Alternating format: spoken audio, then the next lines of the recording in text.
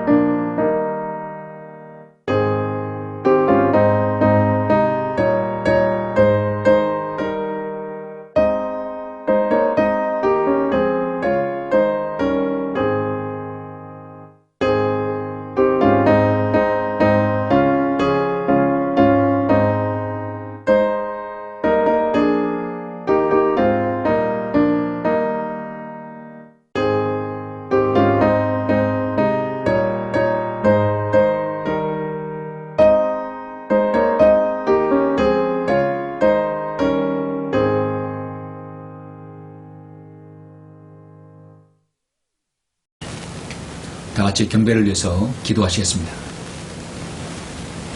은혜와 진리가 충만하신 아버지 하나님, 감사와 영광과 찬양을 돌려드립니다. 하나님께서 소외되었었고 약속도 언약도 없었던 저희들에게 하나님의 그 위대한 구원 계획을 통해서 예수 그리스도의 그 보혈을 통하여 우리가 구원받아서 하나님의 자녀가 되었고 하나님의 아들들이라는 칭호를 받게 되었고 하늘의 모든 유업과 상속을 받을 수 있는 저희들 그런 특권을 가진 성도로 삼아주심을 감사드립니다.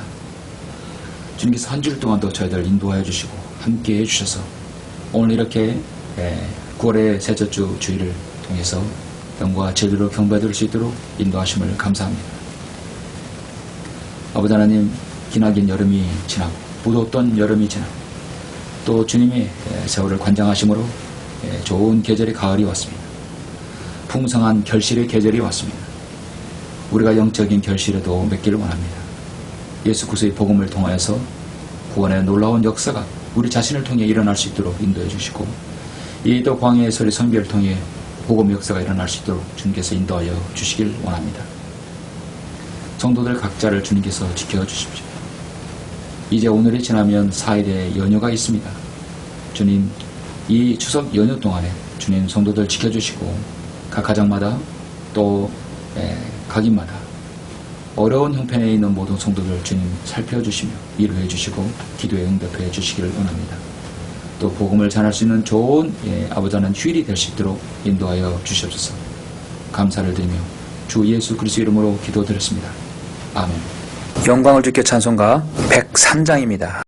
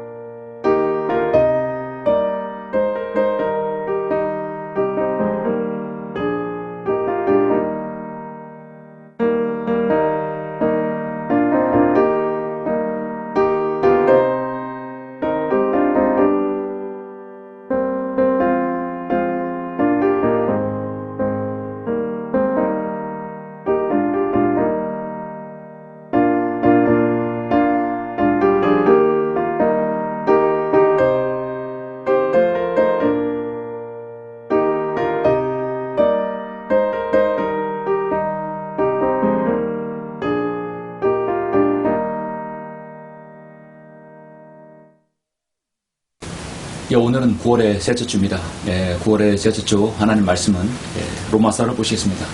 오늘 다 같이 로마서 15장 14절부터 20절까지 보도록 하겠습니다. 오늘 말씀은 로마서 15장 14절부터 20절까지 제가 봉독해 올리겠습니다.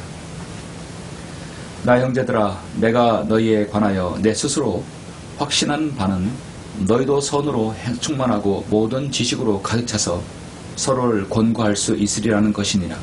그러나 형제들아, 내가 너희에게 어떤 부분은 아주 담대하게 썼으니 이는 하나님께서 내게 주신 은혜로 인하여 너희로 생각나게 하려 함이라.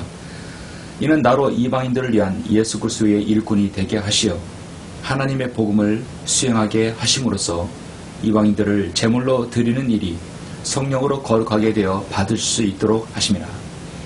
그러므로 내가 예수 그리스도를 통하여 하나님께 속한 그 일에 대해 자랑할 것이 있느니라. 그리스도께서 이방인들을 순종하게 하시려고 나를 통하여 이룩하신 것들 외에는 어떤 것도 내가 감히 말하지 아니하겠노라.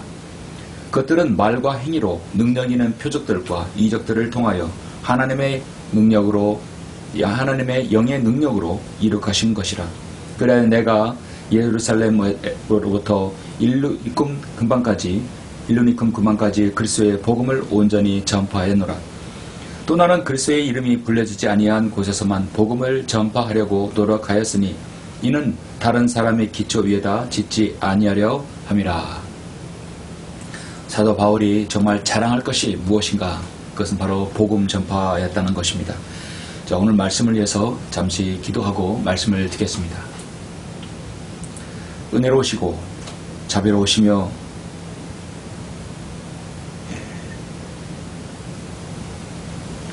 위대하신 아버지 하나님, 참으로 감사와 찬양과 영광을 돌려드립니다. 주님께서는 자신의 피로 거듭난 그리스도인의 모든 생애를 인도해 주시고 자신의 자녀의 허물까지도 예수 그리스도의 모든 피로 다 아버지 하나님 덮어주셔서 우리를 결국은 저 영원한 셋째 하늘로 올려보내실 우리 주 위대하신 주님의 사랑과 은혜에 다시 한번 감사를 드립니다. 우리는 예수님의 그 보혈로 구원받아서 하나님의 자녀가 되었으며 누군가로부터 복음을 듣고 구원받은 것입니다. 또한 우리는 누군가에게 복음을 전해야 할 사망이 있습니다. 오늘 사도 바울은 저희들에게 많은 교훈을 줍니다. 복음이 필요한 사람, 또 복음을 전해야 할 사람이 있습니다. 주님, 우리는 이미 복음을 받았고 우리가 받은 그 복음을 다른 사람에게 전할 수 있는 사명을 저희들에게 해주셨습니다. 주님께서 오늘 이 말씀을 통하여서 다시 한번 복음의 기중성을 알고 우리가 어떠한 생애를 살았든 간에 내가 예수 그리스도를 통하여 구원받았다면 다시금 그 복음이 나로부터 전해지는 귀한 역사가 일어날 수 있도록 저희들 생애를 축복해 주시기를 원합니다. 말씀에 기름 부어 주십시오. 무엇이라도 하나님 말씀을 통해서 우리가 도전을 받는 시간 될 수 있도록 인도하여 주시기를 원합니다. 감사를 드리며 주 예수 그리스도 이름으로 기도드렸습니다. 아멘. 오늘 말씀의 제목은 그래도 내가 자랑할 것, 그래도 내가 자랑할 것이라는 제목으로 잠시 말씀을 전하고자 합니다. 여러분은 서울의 톨게이트를 지나서 이렇게 혹시 그 근교를 지나다 보면 송이 좀 찾아주세요라는 그 프랭카드를 여러분 보신 적이 있을 것입니다. 25년간 그러니까 이 송길용 씨라는 이 사람은 이제 올해 71인데 사실 지난달에 교통사고로 숨을 거두었죠. 송길용 씨는 25년 전 자신의 딸이 실종된 것을 알고 자신의 딸을 25년간 전국에 돌아다니면서 자신의 딸의 얼굴과 인상착의를 이렇게 해서 모든 그 길거리 거리마다 사람들이 찾는 자주 드나드는 그 길목마다 프랭카드를 걸은 것을 여러분이 보셨을 것입니다. 신문 매체에도 나왔다시피 저도 또한 돌아다니다가 보니까 한번 서울에 갔을 때도 본 적이 있습니다. 근데 지난달 덤프트럭과 교통사고로 인해서 숨을 거두었죠. 그는 자신이 죽기 직전까지 프랭카드를 만들어서 자신의 딸 송혜를 찾아달라고 그렇게 전문방방곡곡을 누볐습니다. 그는 자신은 죽어가면서까지 또 나는 귀신이 되어서도 딸을 찾겠다. 사실 한번 죽는 것은 사람들에게 정해진 것이고 그 뒤에는 심판이 있는 것이죠. 얼마나 딸을 그렇게 사무치게 애절하고 그렇게 사랑했으면 포기할 듯한 한데도 그는 포기하지 않고 딸을 찾아 헤맸던 것입니다. 물론 그의 아내 이 송혜의 어머니도 딸을 찾는 전단지를 부여잡고 결국은 숨을 거두었죠. 참으로 안타까운 가족의 사연입니다. 우리가 자녀를 기르는 입장에서 또 우리가 모성애가 있고 또 부성애가 있지요. 그 애절한 아버지의 프랭카드를 봤을 때 마음이 짠하고 안타깝습니다. 자녀를 잃은 그 부모의 마음 어떻게 느껴보지 못한 사람은 헤아릴 수 없을 것입니다. 하나님께서도 자신의 자녀, 또 자신의 그 생명으로, 하나님의 생명으로 태어난 한 죄인이 구원받지 못하고 죽게 되면 잃어버린 양, 잃어버린 죄인이 되는 것이죠. 그 잃어버린 죄인을 찾기 위해서 하나님께서는 자신의 사람들을 통해서 다시 찾기를 원하시는 것입니다. 한 잃어버린 양을 찾기 위해서 온 산을 헤매는 한 신실한 목자를 보는 것 같이 우리 주님께서도 한 죄인을 찾고 구원하시려고 자신의 사람들, 자신의 사랑하는 사람들이 복음을 통해서 찾는 것을 우리는 볼 수 있지요. 하나님께서는 반드시 직접 일하시지 않고 자신의 사람들을 통해 일하십니다. 우리는 부성애와 모성애가 바로 모든 것이 그 하나님부터 나왔다는 사실을 우리는 알 수 있습니다. 성경에는 예수 그리스도를 통해 구원받은 그리스도인에게 많은 권명과 명령이 있습니다. 그 중에 권명과 명령 중에 하나 중요한 것은 바로 우리도 예수 그리스도의 복음을 가지고 있다고 한다면 그걸 누군가에게 전해야 된다는 것이죠. 성경에서 아무리 강조해도 지나치지 않는 것은 첫째는 마귀와 그의 악한 영적 세력들과의 그 영적 전쟁에서 승리하는 것과 또한 예수 그리스도의 복음을 죄인들에게 전해서 이겨오는 이 복음 전파의 귀중성을 늘 권면하고 있습니다. 물론 포괄적으로는 모두 다 영적 전쟁에 관한 것이죠. 왜냐하면 마귀의 수하에 있던 마귀의 자식에서 하나님의 자녀로 옮겨지는 과정도 바로 복음 전파이고 그것이 또한 영적 전쟁이기 때문입니다. 나 같은 죄인이 구원받아서 삶이 변화되고 나 같은 죄인에게 복음으로 예수 그리스도를 이겨오는 것이야말로 하나님 앞에서는 정말 의미 있고 참으로 가치 있는 일일 것입니다. 그래서 늘 복음 전파는 언제나 나 자신에 대한 삶의 도전을 주고 매일매일의 삶을 보람을 갖게 합니다. 어떤 설교자가 말합니다. 하나님에게는 성품이 있는데 세 가지 약점이 있다. 하나님께서는 눈의 약점이라 했는데요. 이 세상에 그 어떤 죄인들의 죄를 지었을지라도 예수 그리스도의 보혈의 십자가의 뒤에 숨으면 하나님은 찾지 못한다는 것이죠. 하나님은 귀의 약점이라고 해서 예수 그리스도의 피로 거듭난 자신의 자녀가 예수 그리스도의 이름으로 부르짖으면 기도하면 주님은 절대 거절하지 않으신다는 것이죠. 십자가의 보혈에 숨으면 보지 못하고 십자가의 보혈의 근거에서 기도하면 주님은 다 들으신다는 것입니다.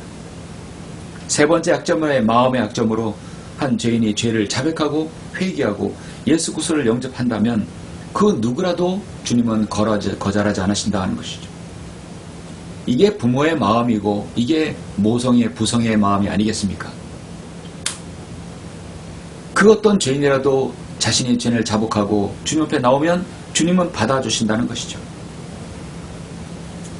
우리가 예수 그리스도를 통해 구원받고 하나님의 자녀가 되어서 다시금 곁길로 행하고 또 죄를 짓다 하더라도 우리가 자백하고 또 주님께 용서를 구하면 용서해 주시고 또 하나님께서 우리가 주님의 일에 충실한다면 주님은 다시 그 일을 받아주시고 그 어떤 일이라도 주님은 그것을 하게 하신다는 거죠.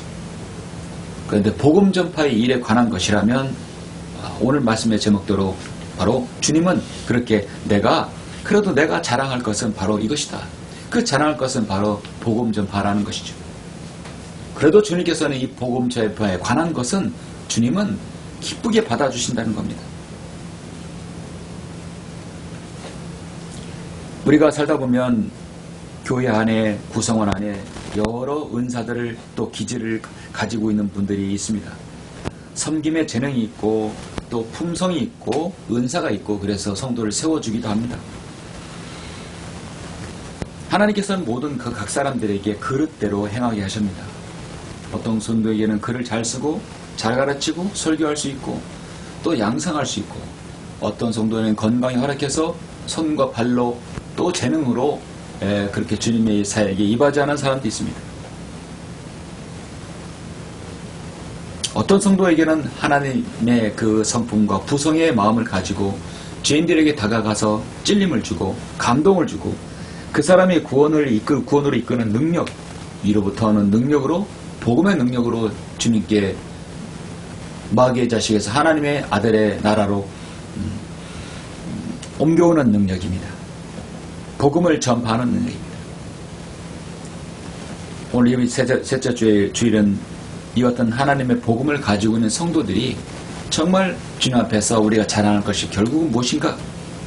바로 복음 전파라는 사실을 다시 한번 우리가 새기면서 말씀을 잠깐 전하겠습니다. 여러분, 본문 로마서는 너무도 잘 아시는 성경의 진주입니다. 가장 중요한 부분이고요. 구원에 관한 교리에서 가장 정확하게 나타나는 구절이죠. 로마서는 한 생애에 한 사람이 생애가 태어나서 구원받아가지고 죄인으로 살다가 구원받아서 하나님의 자녀가 되고 그 다음에 그 사람이 영적으로 성장하고 성숙한 그리스도인이 된 그 과정을 자세히 이렇게 표로 나타낼 수도 있고 또 그렇게 우리는 레퍼토리로 나오는 그런 과정입니다. 물론 로마서 9장, 10장, 11장은 3일장으로 바로 이제 이스라엘에 관한 부분도 있지만 로마서야말로 정통 구원에 관한 교리가 다 여기 담겨져 있습니다. 구원받은 성도들, 유대인과 이방인들에게 편지하고 있죠. 물론 로마서도 구원받지 못한 자연인에게도 편지하고 있는 것입니다. 수신자입니다. 그래서 로마서의 원 제목은 로마인들에게 보낸 사도 바울의 편지라고 이름 붙여진 것이죠. 로마는 로마서에 있는 모든 사람들, 로마에 있는 모든 사람들, 그리스도인이라 아닐지라도 이 편지를 읽게 되면 그는 구원받게 될 수 있습니다. 왜냐하면 이 내용이 복음의 정수가 들어가 있기 때문입니다. 그래서 우리는 복음을 전할 때 가장 많이 우리가 손이 가는 곳이 바로 로마서이죠. 잃어버린 혼에게 복음을 전파하는 이 복음 전파는 우연적이고 흔히 있는 일로 보지 말고 하나의 사업으로 보라겠습니다. 놀이가 아니라 일로서 시간을 낭비하는 것이 아니라 유용하게 보내는 것으로 지루한 의미가 아니라 특권으로 여기라고 했습니다. 알리 리 박사는 그렇게 이것을 복음을 특권이라 여겼습니다.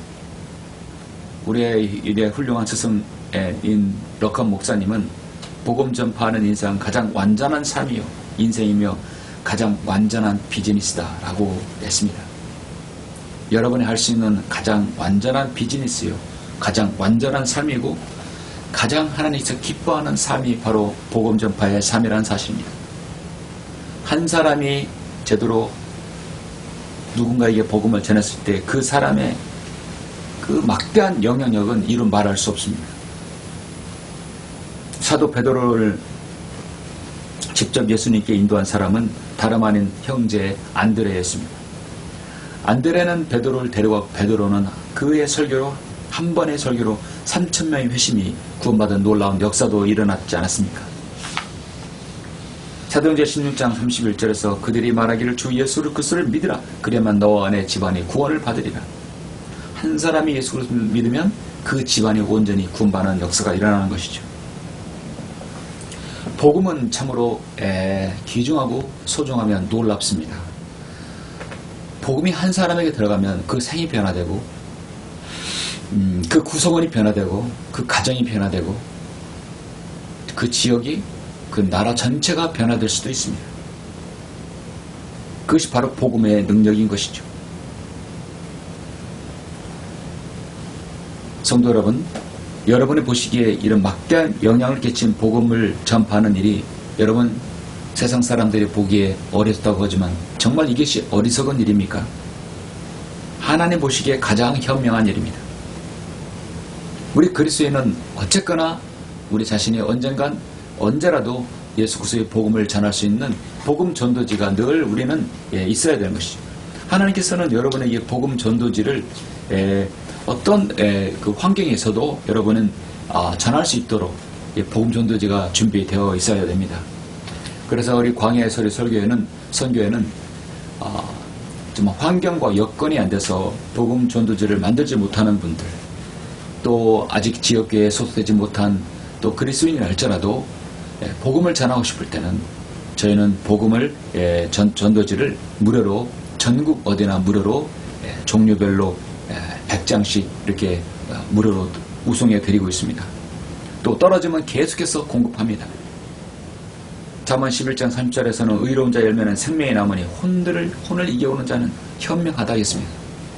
세상에서 가장 현명한 일 중에 하나가 바로 혼을 주님께로 이겨오는 것입니다.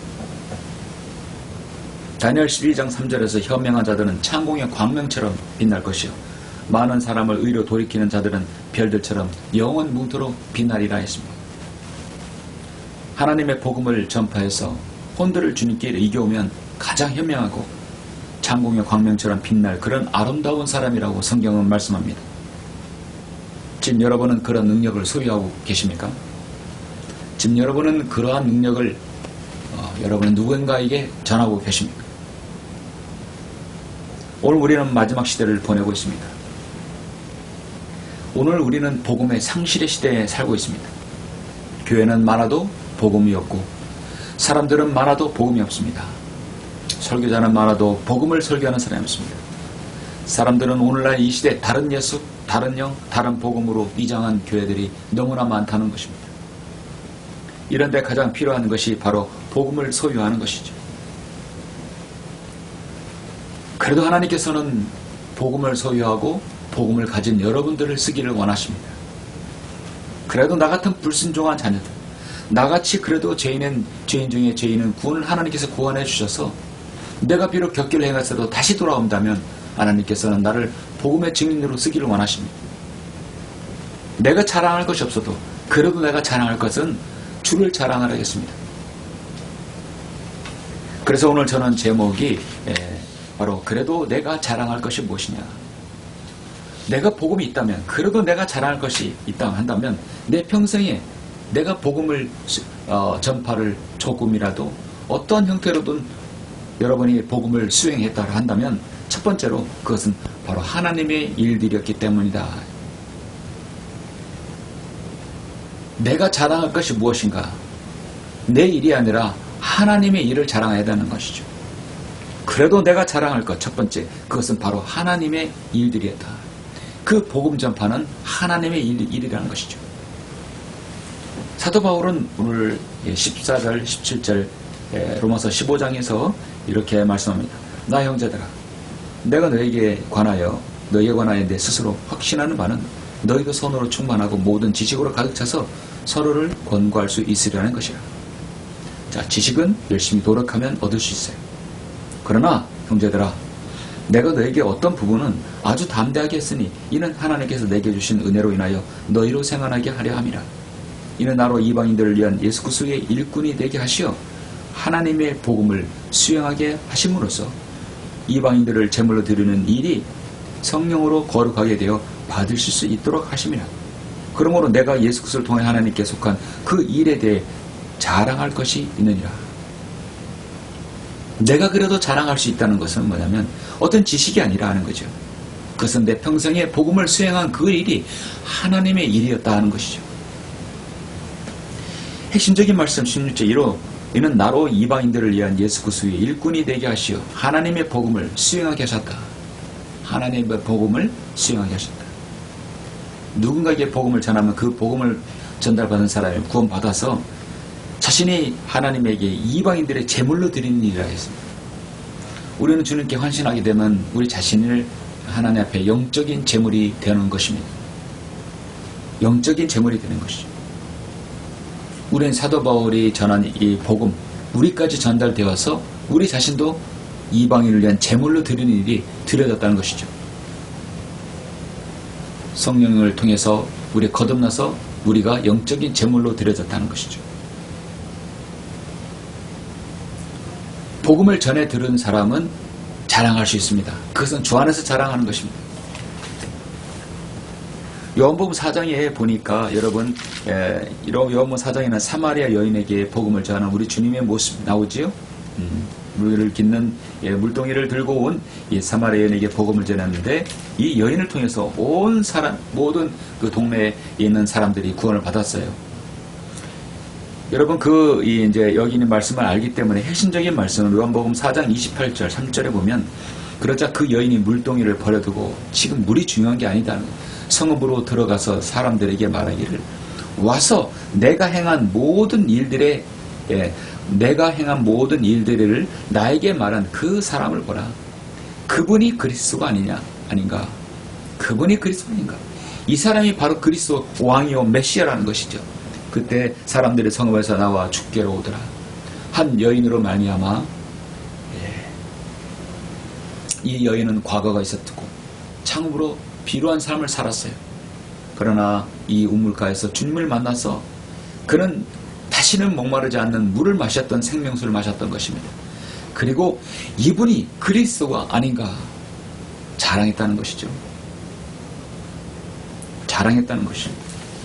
자신이 전해들은 복음을 사람들은 자랑한 것입니다. 40절에 그때 사마리아인들이 주께 와서 자기와 함께 머무시기를 간청하니 거기서 이틀을 머무시더라.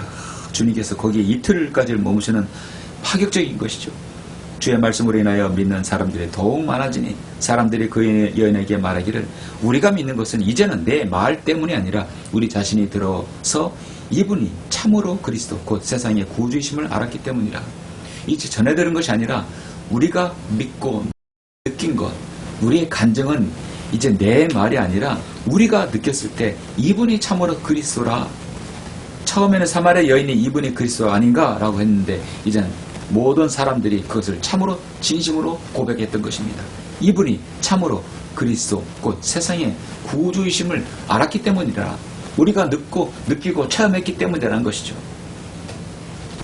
대단한 간증입니다. 여러분은 예수 그리스도가 우리의 구주이시다.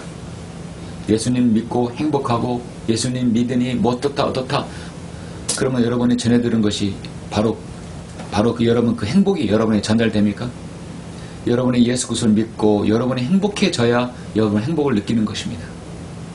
예수 그리스도를 믿고 생명을 받았을 때 전해 들은 그 생명 때문에 아니라 이제는 여러분이 그것을 체험을 했기 때문에 기독교 신앙은 체험의 신앙입니다. 체험을 했기 때문에 여러분이 복음을 전하는 것이에요. 내가 믿었더니 좋더라. 내가 믿었더니 기쁘더라. 내가 믿으니까 내 생활에 생명의 활력소가 있더라. 내가 믿으니까 이런 간증이 있더라. 그래서 여러분이 전하는 것이에요. 그런데 아무런 여러분의 반응이 없는데 어떻게 여러분이 복음 전파의 증인이 될 수 있겠습니까?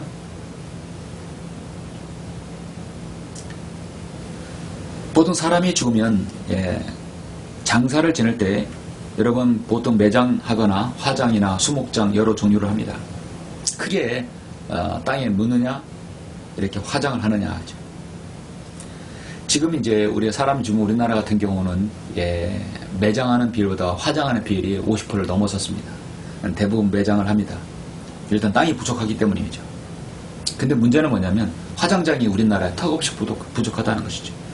죽는 숫자는 엄청나게 많은데 화장장이 부족해요. 우리나라는 화장장 한 곳당 연 5,600명을 화장을 한다고 합니다. 지난 달의 통계를 보면 정말 이 땅에 태어나면 그 순간부터가 경쟁사에 뛰어들지만 죽고 나서도 경쟁인 것이죠. 어떤 때는 화장장이 없어서 화장장에 사람이 밀려서 다른 곳으로 이동해서 심지어 주소지까지 옮겨서 그렇게 화장하는 경우도 봅니다. 그래서 사람이 죽으면 일단은 매장을 할 것인가 화장할 것인가. 화장을 하면 화장터부터 먼저 섭외하고 알아봐야 돼요. 일본은 화장터가 5,300개라고 합니다. 우리나라는 결국 382개입니다. 지자체에서 화장터를 그렇게 반대를 하니까 많이 못 만드는 것이죠. 화장터를 많이 못 만드니까 경쟁이 치열한 거예요. 죽어서도 경쟁입니다. 한 해 동안 지난해 2023년에 23만 명이 태어나고 35명 2,700명이 죽었습니다. 태어난 수보다 죽는 수가 더 많다는 것이죠. 그만큼 우리 사회가 지금 고령화 사회로 접어들은 것입니다. 연간 사망자가 계속 급증하는데 출생하는 적어지고 누군가에게는 복음이 필요합니다. 누군가에게는 복음을 전할 그 사람이 필요한 것이죠. 한 번 죽는 것은 사람들에게 정해진 것이고 그 뒤에는 심판이 정해진 것입니다. 죽기 전에 복음을 알아야 돼요. 그러면 여러분, 복음을 전할 사람은 이 땅에 그러면 뭐 여유가 있습니까? 그렇잖아요. 복음을 전할 사람이 없어요. 복음을 가진 사람이 별로 없는 것이죠. 전도지도 없고 복음을 가진 사람도 없고 복음을 전하는 교회도 부족한 것입니다. 그래서 우리는 복음을 가지고 소유했다면 그것은 주님께 자랑할 일이에요. 고린도전서 1장 31절에서 기록된 바와 같이 자랑하는 자는 주를 자랑할지니라. 사도 바울은 늘 자신이 있었습니다. 골로새서 1장 26, 27절에서 이 신비는 여러 시대와 세대에 감춰졌다가 이제 그의 성도들에게 나타났고 하나님께서는 이들에게 이방인들 가운데서 이 신비의 영광의 풍요함이 어떠한지를 알리고자 하셨으니 이 신비는 너희 안에 계신 그리스도시요 곧 영광의 소망이라. 사도 바울이 다마스커스로 가는 도중에 주님을 만났죠. 주님을 만나서 왜 나를 박해하느냐, 가시처를 걷어차는 것이 내게 고통이라고 주님은 말씀하셨습니다. 그럴 때 사도 바울은 완전히 변화되어서 하나님께 완전히 순종하고 복음을 듣고 구원받고 그 다음에 침례받아서 하나님의 일꾼을 수행하는 참으로 2000년째 가장 위대한 그리스도인이 되었습니다. 사도행전 9장 15절에 보면 이는 내가 이방인들의 왕들과 또 이방인들의 자손 앞에서 내 이름을 증거하게 하여 내가 선택한 그릇이더라. 그가 나의 이름을 위하여 얼마나 큰 일들로 고통을 받을 것인가를 내가 그에게 보여주겠노라. 수많은 이방인들, 이스라엘 유대인들이 아니라 이방인들, 왕들, 이스라엘 또 자손들 앞에서, 동족 앞에서 내 이름을 증거하기에 선택한 그릇이라. 이 그릇은 이 복음 전파로 인하여 얼마나 또 그가 이 생에 고통을 당할 것인가를 내가 보여주겠노라. 사도 바울은 기꺼이 자신의 몸을 예수 그리스도의 고난으로 채웠던 것입니다.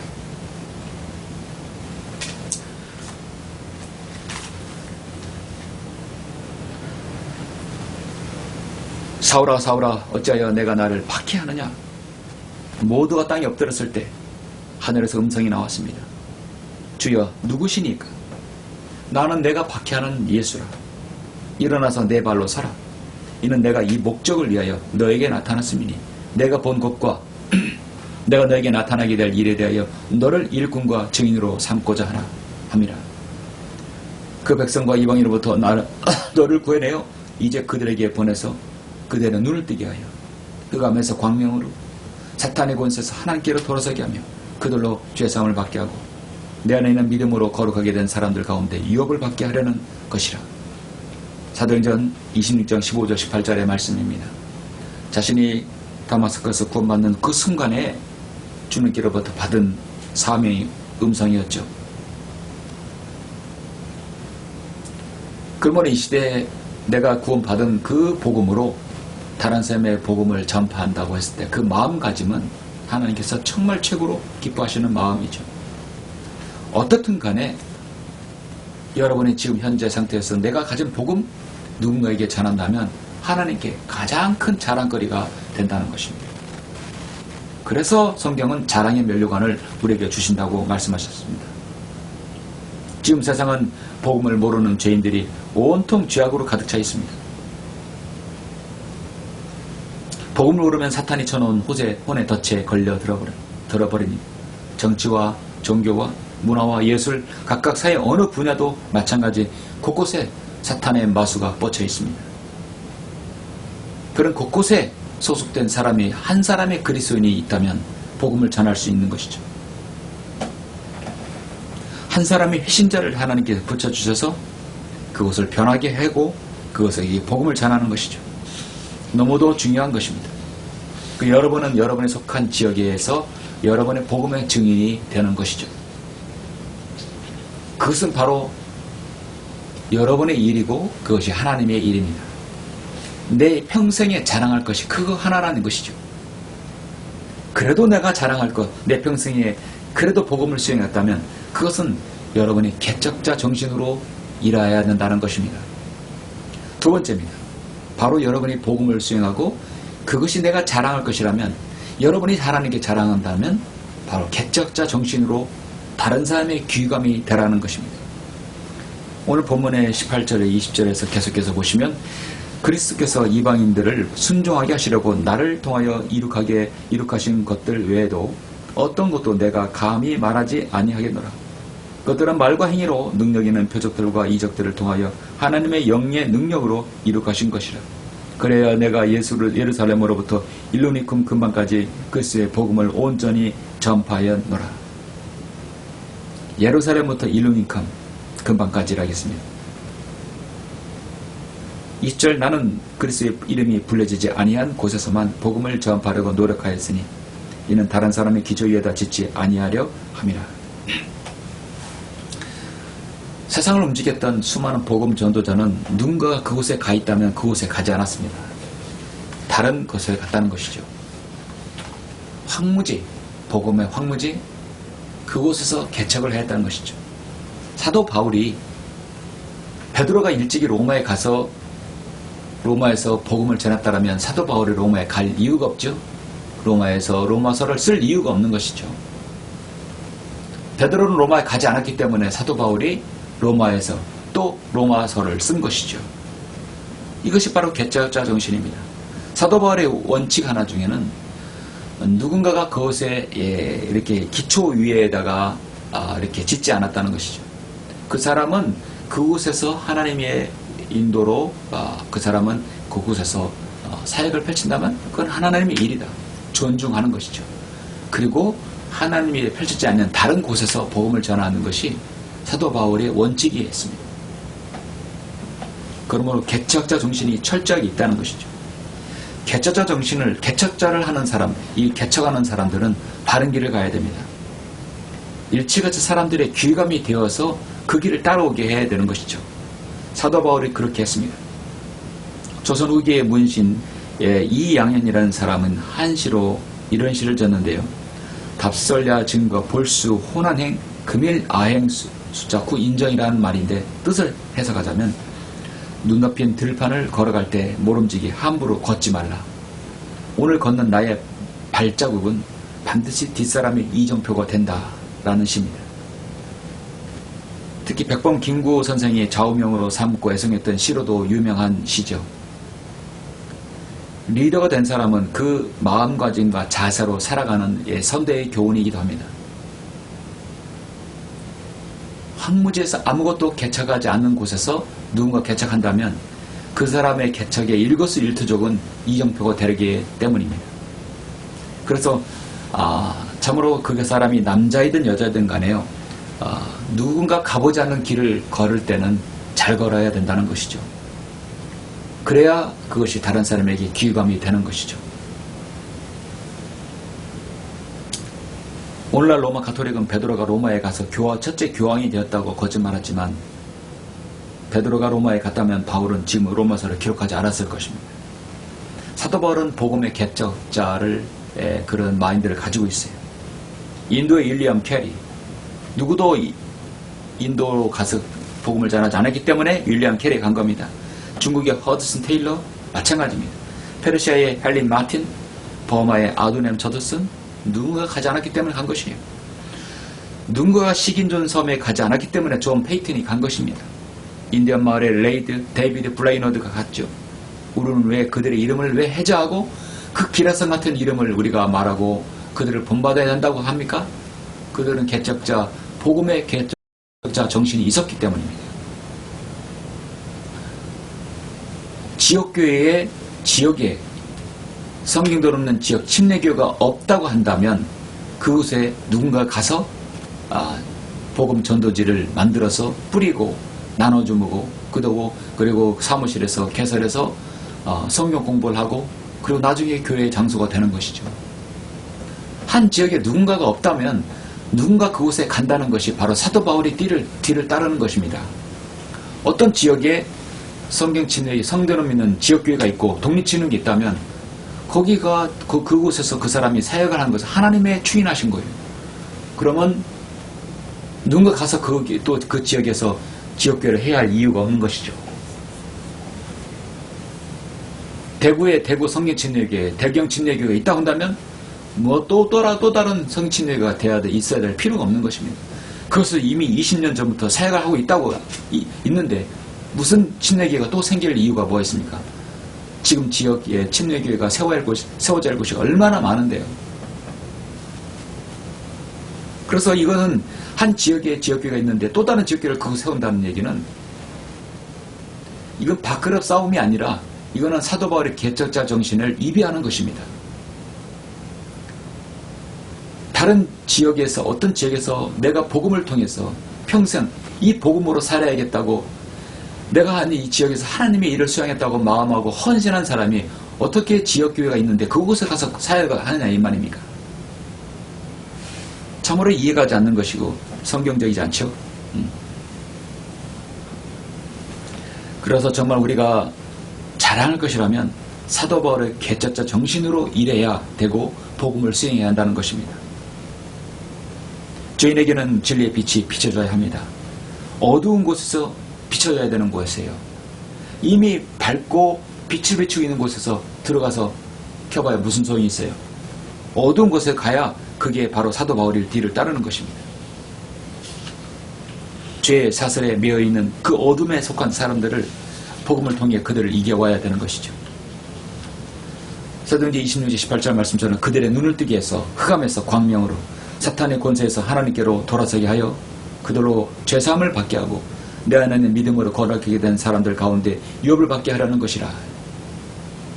복음 사역에 있어서 가장 중요한 것은 바로 복음 전도자는 늘 성령님의 인도로 그 모든 것을 인도를 받아야 됩니다. 발걸음, 언행들, 주변 상황들, 사람들의 격한 반응에까지도 주님께 의탁하지 않으면 안 되는 것입니다. 모두 다 예수 그리스도의 피의 의지에 담대함이 있어야 되는 것이죠. 골로새 1장 14절 말씀처럼 그 안에 우리가 그의 보혈을 통하여 구속 곧 죄들의 용서함을 받았느니라. 그 사랑하는 이 안에서 우리가 그의 은혜의 풍성함을 따라 그의 피를 통하여 구속 곧 죄들의 용서함을 받았다고 에베소 1장 7절에서 말씀하고 있습니다. 세상 사람들은 죄들을 지적하고 경고하기를 싫어합니다. 지적하고 경고하면 지옥을 얘기하면 증오합니다. 그리스도인이 인간이 죄 짓는 어느 곳이든 그 찾아내 와서 죄를 지으면 지옥에 갑니다. 지옥에 들어가면 나올 수 없습니다. 그러기 전에 예수 그리스도를 통해서 복음을 듣고 구원받아야 됩니다. 하나님께서는 당신의 죄를 용서할 수 있습니다. 예수 그리스도를 믿고 구속으로 받아들이면 당신의 죄는 용서받고 하나님의 자녀가 됩니다. 이렇게 말할 수 있는 이 복음의 사슬에 묶인 자가 이 시대에 필요한 것이죠. 주님께서는 나는 세상의 빛이라 요한복음 8장 12절에서 말씀하고 있습니다. 그리고 마태복음 5장 14절에서 너희도 세상의 빛이라 너희도 세상의 빛이 되라 했습니다. 산 위에 있는 성읍이 숨겨질 수 없다고 했습니다. 나는 세상의 빛이라 나를 따라오는 사람은 결코 어둠 속에 다니지 아니하고 생명의 빛을 얻으리라 했습니다. 주님께서는 정말 세상의 빛으로 이 땅에 오셨습니다. 그분 안에 생명이 있었으니 그 생명은 사람들의 빛이라. 그 빛이 어둠 속에 있어서도 어둠은 그것을 깨닫지 못하더라. 그 사람은 그 빛이 아니었고 그 빛에 관하여 증거하라고 보내심을 받았더라. 세상으로 들어오는 모든 사람의 빛은 참 빛이셨으니 그가 세상에 계셨고 세상이 그를 위하여 지은 바 되셨으나 세상은 그를 알지 못하더라. 그가 자기 백성에게 오셨으나 자기 백성이 그를 영접하지 아니하더라. 얼마나 귀한 말씀입니다. 세상을 창조한 우리 주님께서 인간의 몸으로 오셨는데 세상은 그를 알지 못했고 자기 백성에 오셨으나 자기 백성이 그를 영접하지 아니했던 것이죠. 이 얼마나 주님 마음에 아픈 그런 이스라엘의 역사입니까? 그래서 주님은 파격적으로 성경은 말씀합니다. 누구든지 그를 영접한 사람들에게는 이스라엘뿐만 아니라 누구든지 그를 영접한 사람들에게는 하나님의 아들들이 되는 권세를 줬으니 즉 그의 이름을 믿는 사람들에게라. 여러분에게 그 권세를 줄 수 있는 특권을 여러분에게 주시는 것입니다. 사랑하는 성도 말씀을 맺겠습니다. 우리나라는 5만 개의 교회와 15만 명, 약 20만 명의 설교자가 있습니다. 매주마다 적어도 10만 편의 이상의 설교가 쏟아지고 있죠. 한편으로는 우리나라 무속인의 공식적인 수가 약 15만 명이라고 합니다. 어쩜 이렇게 목사의 수와 무속인, 무당의 수가 비슷할까요? 사실 무속인의 숫자는 비공식적인 수로 약 100만 명 이상이라고 합니다. 무당과 역술인이 크게 계속 늘어가고 있어요. 경기가 침체되고 상황이 안 좋으니까 먹고 살기 어렵고 학위나 자격증이 진입장벽이 없으니까 힘드니까 무당 역순위로 전업하는 사람도 꽤 많이 있는 것이죠. 어떤 주역이나 명리학 등 동양 철학으로 공부해서 점을 치는 역술인도 있지만 실제적으로 마귀에게 사주를 받아서 하는 역술인도 많이 있습니다. 그런 사람들이 예수 그리스도의 복음을 전한다고 보십니까? 전하기는요, 오로지 마귀의 구렁텅이로, 사탄의 구렁텅이로 빠지게 하는 것이죠. 15만 명이 되는 목사, 설교자들이 있다고 한다면 거기에서 복음이 나와서 그들을 이겨와야 됩니다. 성경은 에베소 4장 17절에서 말씀합니다. 그러므로 내가 이것을 말하고 주 안에서 증거하노니 너희는 더 이상 다른 이방인들처럼 허망한 마음으로 행하지 말라. 허망한 베너티입니다. 솔로몬이 말했던 그 헛되고 헛되도다, 모든 것이 헛되다는 그 베너티인 것이죠. 우상은 허망한 것을 말하며 점치는 자들은 거짓을 보고 거짓 꿈을 말하였으니 그들이 헛되이 이루하는도다. 스가랴 10장 2절 말씀입니다. 그러므로 그들이 양떼처럼 그들의 길을 갔으며 목자가 없으므로 고난을 당하였도다. 우리나라는 정치나 여러 부분에서 지도자들이 참으로 부실한 가운데 있습니다. 가장 부실한 것이 바로 영적인 지도자들이 없다는 것이죠. 사람들이 만족할 수 없는 삶을 살아가고 허망한 삶을 살아가고 끊임없는 허망한 것들을 쫓아서 의주를 위해서 살아갑니다. 자기를 사랑하고 자기를 연민하고 자아를 존중하고 더 극단적인 것들을 선택합니다. 그래서 오늘날 이 시대는 도파민의 바로 중독의 시대가 되어버리는 것이죠. 더 자기적인 걸 찾고 원하는 시대입니다. 사람들에게 만족감이 있습니까? 있어도 더 큰 만족을 얻기 위해서 추구합니다. 매일의 기쁨이 넘치십니까? 기쁨에도 이것 말고 더 짜릿한 기쁨을 찾고 있는 것이죠. 그런데 그 사람들에게 하늘나라의 소망이 있겠습니까? 가슴에 숨기지 못할 자랑거리가 있겠습니까? 그래도 내가 자랑할 것이 하나님의 일을 수행한 것이하고 내가 다른 곳에 복음이 없는 곳에 복음을 전파하라고 갔던 그 개척자 정신을 가지고 있는 것이 그래도 내가 하나님 앞에서 내가 자랑할 것이 바로 그것이다라는 것입니다. 지금 세상은 복음을 모르는 허망한 것을 쫓는 죄인들이 온통 세상에 가득 차 있습니다. 세상은 온통 마귀의 덫에 시달려 있습니다. 사로잡혀 있습니다. 사탄의 올무에 사로잡혀 있습니다. 그들은 복음을 모르면 사탄이 쳐놓은 혼의 덫에 걸려들어 모든 분야에서 그들은 결국 한 곳으로 떨어지게 되십니다. 바로 지옥이란 구렁텅이로 떨어지는 것이죠. 인간을 죄와 사망과 슬픔과 고통의 사슬에 매이게 하는 사탄은 최종적으로 끝없이 깊은 구렁이 열쇠와 큰 사슬에 매이게 되고 결국 인간은 영원한 불못에 떨어지게 됩니다. 그래서 모든 인간은 죄와 흑암의 사슬에 매여 있다는 것을 알아야 되고 그들을 우리가 복음으로 그들을 이끌어 와야 되는 것이죠. 주님께로 인도해야 됩니다. 우리는 참으로 비참하고 남루하고 초라한 인생들이었습니다. 지금 여전히 우리의 경제적인 것, 우리의 또 육체적인 우리의 상황이 비참하고 남루하더라도 내가 구원받았고 하나님의 자녀가 되었다면 나는 하나님의 아들들이 되는 것입니다. 최고의 로얄 패밀리가 되는 것이죠. 하나님의 은혜로 나도 하나님의 복음의 일꾼으로 내가 하나님께 자랑할 것이 하나 있다는 것이죠. 내가 복음의 일꾼이 되었고 하나님의 일을 하고 내가 개짜짜 정신으로 복음을 전한다면 여러분의 인생 가장 자랑할 것이 바로 그것입니다. 에베소 3장 6절에서 이는 이방인들을 통하여 그리스도 안에서 공동 상주자가 되고 한 몸이 되어 그들의 약속의 동참자가 된다 하겠습니다. 바로 주님께서 오실 때 저와 여러분은 공동 상속자가 되는 것입니다. 이는 그분의 능력이 효과적으로 역사하신 대로 내게 주신 하나님의 은혜의 선물 따라 내가 복음의 일꾼이 되었노라.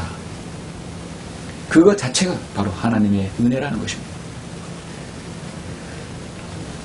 여러분 오늘 말씀대로 오늘 제목대로 그래도 내가 자랑할 것이 있다는 것이 그것은 바로 내가 복음을 수행한다면 그것은 바로 하나님의 일이라는 것입니다. 여러분은 주님 앞에 갔을 때 여러분이 자랑할 것이 있기를 간절히 바랍니다. 기도하시겠습니다. 자비로우시고 사랑이 풍성하신 아버지 하나님 감사를 드립니다. 우리가 구원받기 전에는 우리도 세상 사람들처럼 우리의 의식주, 우리의 가치관, 내가 사랑하는 것 모두 다 세상적이었고 하나님께서 증오하는 것들이었습니다. 그러나 내가 예수 그리스도의 복음을 듣고 구원받아서 하나님의 자녀가 되었을 때 나는 더 이상 자연인이 아니요 하나님의 자녀로서 가장 가치 있고 고결한 삶을 사는 사람이 되었습니다.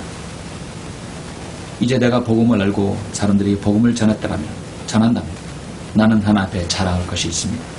사도 바울이 유일하게 자랑할 것은 내가 하나님의 복음을 수행했다고 말하고 있습니다. 우리도 주님 앞에 갔을 때 내가 자랑할 것, 내가 하나님의 복음을 예수 그리스도의 복음을 전하는 그 일을 수행했던 것, 누구도 가지 않았던 그곳에서 복음을 전하는 그 개척자 정신으로 복음을 전하는 것은 바로 사도 바울의 자랑이었다는 것입니다. 우리도 그런 자랑으로 살 수 있도록 저들 인도하여 주시옵소서. 감사를 드립니다. 주 예수 그리스도 이름으로 기도드렸습니다. 아멘. 영광을 주께 찬송가 330장입니다.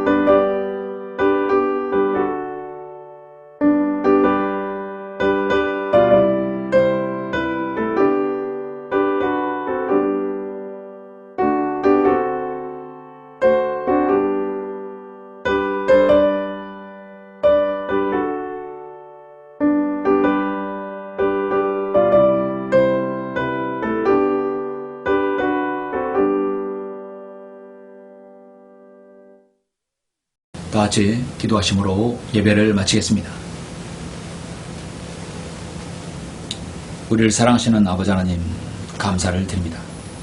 오늘 9월의 셋째 주 주일을 맞이해서 그래도 내가 자랑할 것은 사도 바울이 복음을 전파한 것, 하나님의 일들을 수행한 것, 그 누구도 가지 않았던 지역에서 개척자 정신으로 복음을 전한 사도 바울의 그 사역, 정말 주님 앞에 자랑할 것이었고 우리가 자랑할 것은 주를 자랑하겠습니다.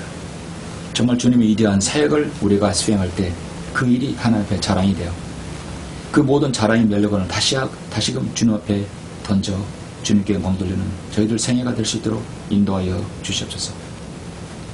나의 복음을 통해서 내가 가진 복음을 통해서 누군가를 구원에 이르게 한다면 그보다 아름다운 생애가 어디 있겠습니까?